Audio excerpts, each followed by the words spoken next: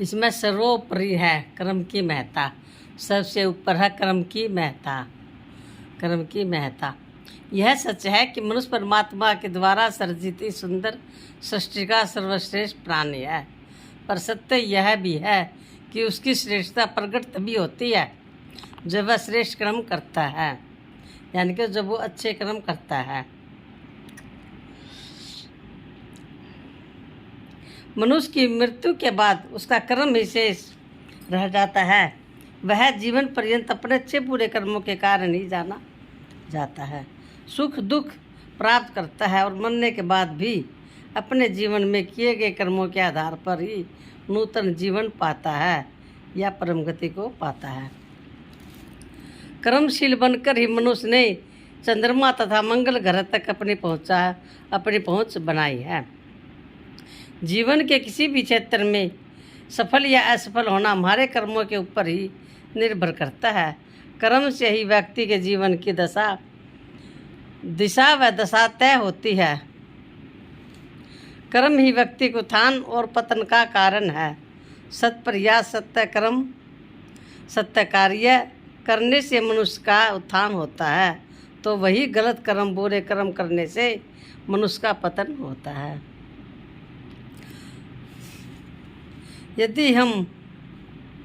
यदि हम जीवन में भौतिक या आध्यात्मिक उत्थान चाहते हैं तो हमें कर्मशील बनना होगा।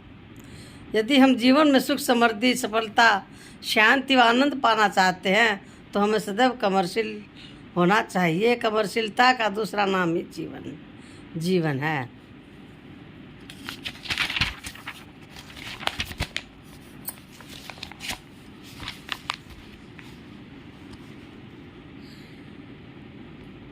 इसलिए हमें भी सदैव गतिशील होना चाहिए, क्रियाशील होना चाहिए, कर्मशील होना चाहिए।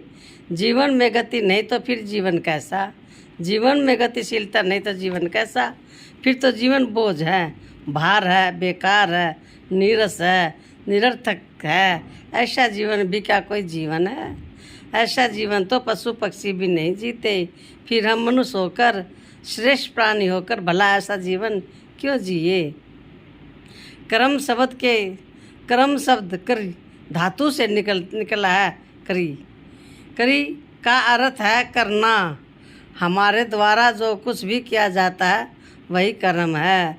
हम शारीरिक और मानसिक रूप से जो कुछ भी करते हैं वह सर्व कर्म ही हमारा जीवन है। जब हम किसी कार्य का अधूरे मन से या किसी कार्य को भार या बोझ समझकर अनियमित रूप से करते हैं तो उस कार्य में हमें पूर्ण सफलता नहीं मिलती। जब कोई काम करना मन नहीं करता, आलस हो और ज़बरदस्ती कराएंगे तो पूरा नहीं होगा, वो पूरी सफलता नहीं मिलेगी। जब हम किसी कार्य को पूर्ण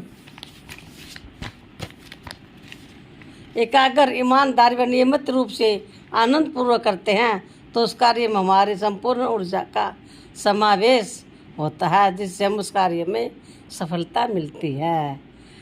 कर्मशील होने का अर्थ यह भी नहीं कि हम बुरे कर्मों में रत रहें। कर्मशील होने का अर्थ अच्छे कर्मों में, सत्य कर्मों में लगे, सत्य कार्यों में लगे रहना। यह संसार, यह जीवन कर्म प्रधान है। कर्म प्रधान भी सब करी राखा। तुलसीदास जी ने रामचरितमानस में कहा है, कर्म प्रधान भी सब करी राखा, जो सस करई सो तसु फल चाखा। सकल पदार्थ है जग माई, कर्महीन नर पावत नाई। अर्थात यह जगत कर्म प्रधान है। जो जैसा कर्म करता है उसे वैसा ही फल प्राप्त होता है। इन संसार में सभी प्रकार के पदार्थ व वस्तुएं सुलभ हैं। इस संसार में किसी पदार्थ की कोई कमी नहीं है, पर कर्महीन मनुष्य को कुछ भी प्राप्त नहीं होता।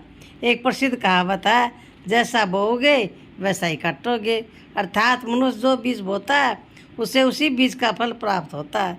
एक किसान जब अपने खेत में गेहूं का बीज बोता है तो उसके खेत में गेहूं ही पैदा होगी, गेहूं की फसल होगी, मक्का की नहीं। उसी प्रकार मनुष्य के द्वारा किया गया हर कर्म ही बीज है। मनुष्य का जीवन ही खेत है। मनुष्य अपने जीवन रूपी खेत में जैसा बीज बोता है उसे वैसा ही फल प्राप्त होता है।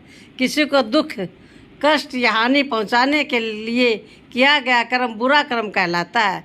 झूठ, हिंसा, असत्य, बेईमानी व अनैतिक तरीकों से किया गया बुरा कर्म कहलाता है। वही सच्चाई, ईमानदारी, नैतिकता पर आधारित कर्म अच्छा कर्म कहलाता है। किसी की सेवा, सहायता, दान, परोपकार, सहयोग, मदद करना अच्छा कर्म कहलाता है। अच्छे कर्म से ही हमें सुख, शांति व सफलता मिलती है। वही बुरे कर्म करने पर हमें दुख प्राप्त होता है। इसलिए भैया सब अच्छे कर्म करो, किसी की मदद करो, सबके साथ अच्छा व्यवहार रखो, बुरा मत करो।